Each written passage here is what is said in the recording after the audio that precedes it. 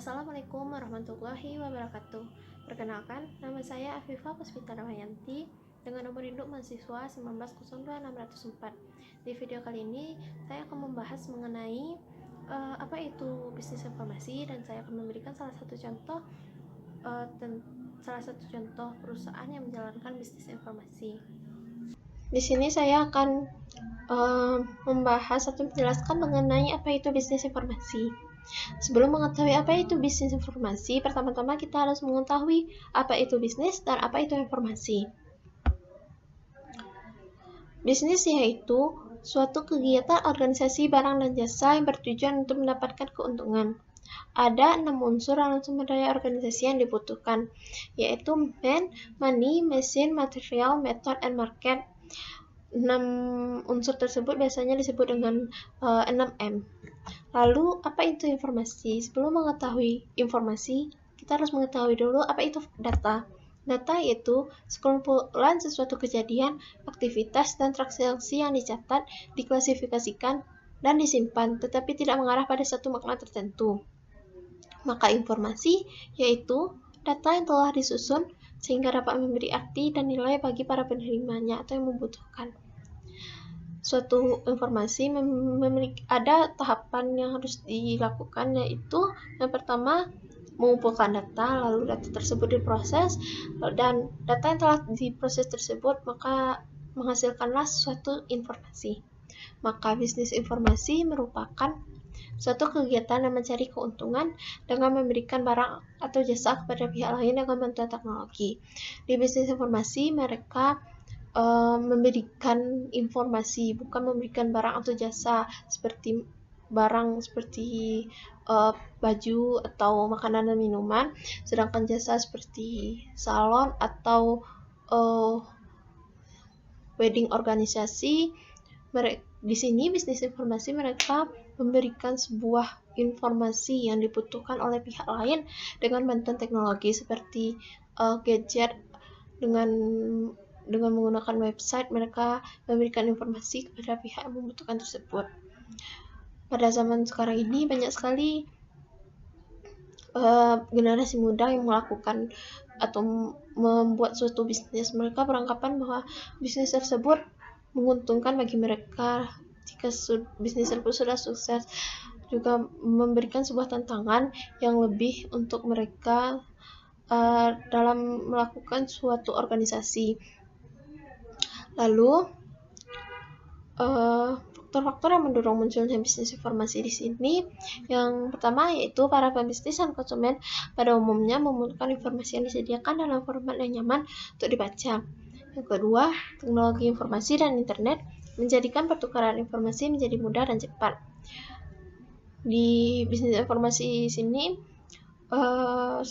mereka menyampaikan informasi dalam bentuk buku, program audio, DVD, majalah, surat kabar, e-book, website berlangganan, seminars, atau yang banyak orang dilakukan pada saat sekarang ini yaitu webinars. Ada beberapa jenis informasi. Yang pertama berita seperti detik.com, iNews, kompas.com atau segala hal lainnya. Yang kedua ada riset pasar. Yang ketiga ada informasi keuangan. Yang keempat ada profil perusahaan. Biasanya profil perusahaan di sini dibutuhkan oleh investor yang ingin memberikan dana pada perusahaan tersebut. Lalu ada analisis ekonomi dan industri. Bisnis informasi juga memiliki keunggulannya, yaitu hanya menciptakan produk satu kali, tetapi dapat menjualnya berkali-kali tanpa ada tambahan usaha atau setidaknya sedikit usaha. Yang kedua yaitu ketika dapat menciptakan produk informasi mulai dari yang belum diketahui atau sesuatu yang sudah diketahui.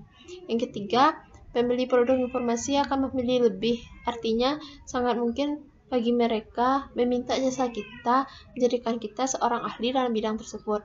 Yang keempat yaitu sangat dimungkinkan interaksi dengan konsumen dengan porsi yang sedikit, bahkan tidak sama sekali. Dan yang terakhir yaitu hanya membutuhkan sedikit karyawan. Entrepreneur Di sini, entrepreneur merupakan orang yang melakukan aktivitas wirausaha yang dicirikan dengan pandai atau berbakat mengenali produk baru, menentukan cara produksi baru, menyusun manajemen operasi untuk pengadaan produk baru, memasarkannya, serta mengatur permodalan. Mereka mengelola bisnis dan mampu menanggung risiko untuk keberhasilannya. Di bisnis informasi, entrepreneur orang melakukan aktivitas tersebut tidak disebut dengan entrepreneur, melainkan disebut dengan infopreneurship karena mereka menyajikan informasi. Lalu kewirausahaan. Kewirausahaan merupakan proses kegiatan kreativitas dan inovasi menciptakan perubahan dengan memanfaatkan peluang dan sumber-sumber yang ada untuk menghasilkan nilai tambah bagi diri sendiri dan orang lain, serta memenangkan persaingan. Dalam sebuah perusahaan pasti ada suatu struktur organisasi yang dibutuhkan atau dibuat oleh perusahaan tersebut. Struktur organisasi merupakan susunan berbagai komponen atau unit kerja dalam sebuah organisasi yang menggambarkan adanya pembagian kerja serta tanggung jawab yang berbeda-beda. Dengan adanya struktur organisasi, aktivitas dalam perusahaan mampu dikoordinasikan dengan baik serta tujuan yang ingin dicapai oleh perusahaan tersebut dapat berjalan dengan lancar. Ada beberapa bentuk struktur organisasi. Yang pertama, ada lini, yang kedua, lini and staff, yang ketiga, fungsional, yang keempat, lini and fungsional, dan yang kelima yaitu organisasi komite. Pada zaman sekarang ini, banyak sekali orang melakukan organisasi secara virtual, yaitu kelompok grup atau orang atau institusi dengan tujuan yang sama dengan menggunakan media internet dan gadget serta teknologi sebagai sarana untuk melakukan aktivitasnya. Organisasi virtual sedikit melakukan aktivitas fisik. Mereka tersebar luas di mana saja dan tidak perlu datang ke tempat kerja.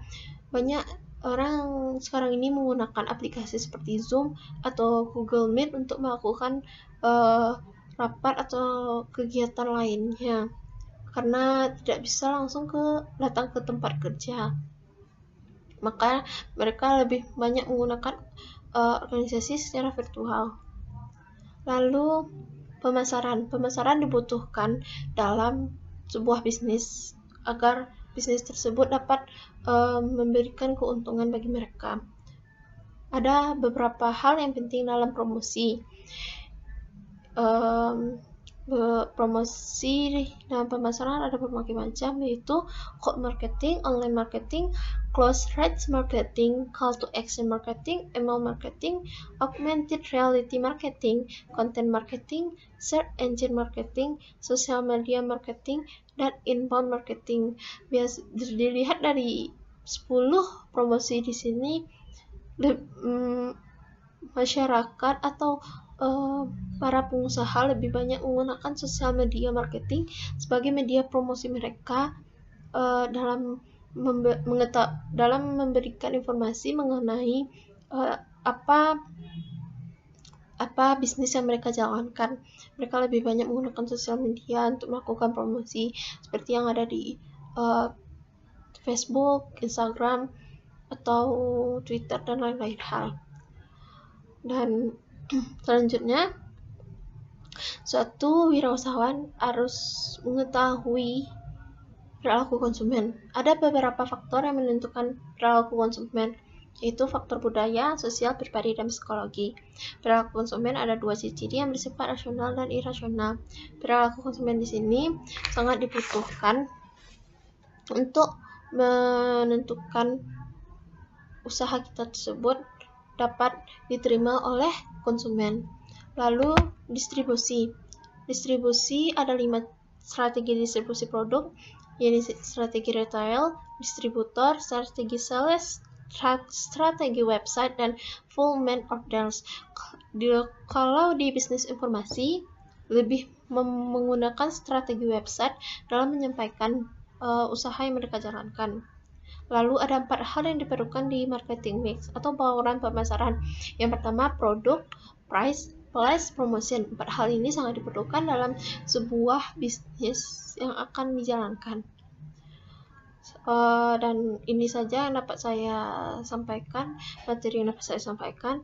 Saya akan memberikan contoh, salah satu contoh bisnis informasi yang ada di Indonesia, yaitu viva.com. Salah satu bisnis informasi yang ada di Indonesia, yaitu fifa.co.id, yang merupakan portal berita daring yang dikelola oleh PT Media Baru, anak perusahaan PT Visi Media Asia Tbk yang berkode FIFA di pasar saham. FIFA Group adalah induk dari media televisi Antv dan TV One.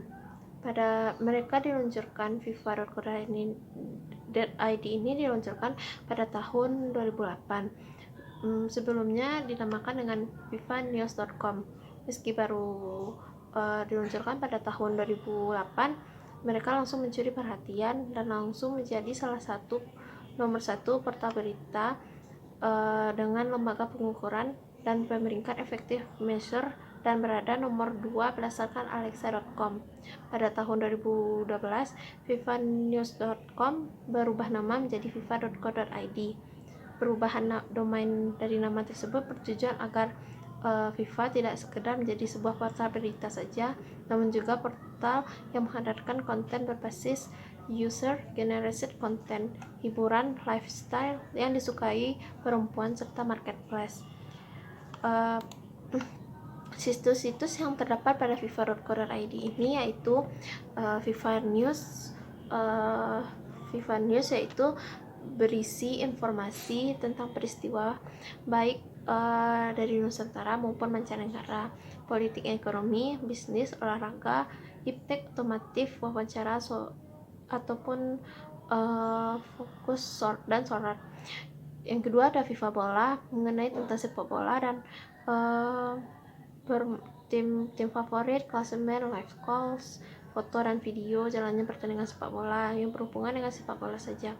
FIFA Live yang berhubungan dengan selebriti baik dari Nusantara maupun mancanegara, gaya hidup, kesehatan dan seks, perjalanan, dan aneka jajanan dan dampaknya terhadap kesehatan. Yang selanjutnya, yang keempat ada FIFA Log, yaitu berisi trafik blog-blog terkait dan paling menarik di Indonesia untuk berbagi, mempromosikan, dan meningkatkan kualitasnya. Lalu ada FIFA Forum, yang merupakan tempat diskusi dalam jaringan antar komunitas pengguna terkait berbagai hal. FIFA Sosio yaitu tempat jejaring sosial pemesanan iklan baris antar komunitas pengguna. FIFA.co.id dapat diakses melalui web browser, mobile web browser, dan aplikasi di Google Play untuk Android dan App Store untuk iOS. Selain melayani pembaca dengan konten secara teks, foto, dan video, FIFA.co.id juga melayani live streaming dari TV One dan Antv. Begitu juga layanan konten, terutama video, bisa diakses di akun sosial media seperti YouTube, Facebook, Twitter, dan Instagram. Dalam menuliskan pemberitaan, FIFA News, FIFA.co.id atau sebelumnya disebut dengan FIFA News menampilkan berita dengan gaya bahasa yang lebih menghibur serta lebih mendalam. Artinya menggunakan gaya bahasa yang intelek serta menampilkan berita dengan kelengkapannya. Kelengkapan berita yang disajikan tentu menjadi daya tarik masyarakat untuk mengakses FIFA tersebut. Tidak adanya media cetak pada perusahaan media ini. FIFA ini hanya menyampaikan informasi melalui media online. FIFA News berperan layaknya media cetak pada umumnya, yakni dengan menuliskan informasi yang lengkap, tepat, tetapi disajikan lebih cepat. Sekian yang dapat saya jelaskan mengenai bisnis informasi. Jika ada kesalahan, saya mohon maaf. Assalamualaikum warahmatullahi wabarakatuh.